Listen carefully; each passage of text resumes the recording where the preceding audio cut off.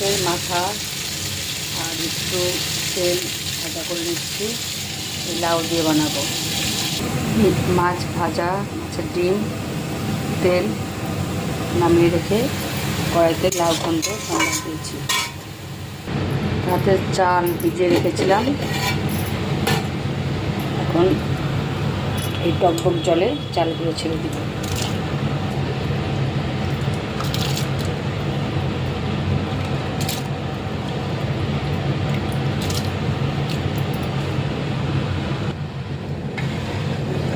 ভাতটাকে একটু নাড়িয়ে নিলাম আর ঢাকনা দিয়ে দিলাম।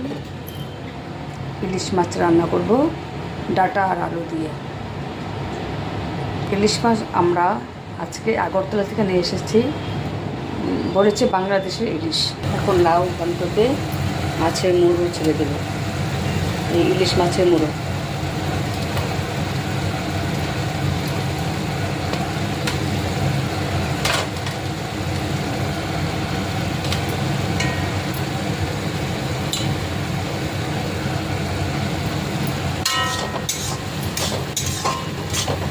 লাউ ঘন্টতে জিরের গুঁড়ো আর হলুদ, কাঁচা লঙ্কা, নুন দিয়ে দিয়েছি।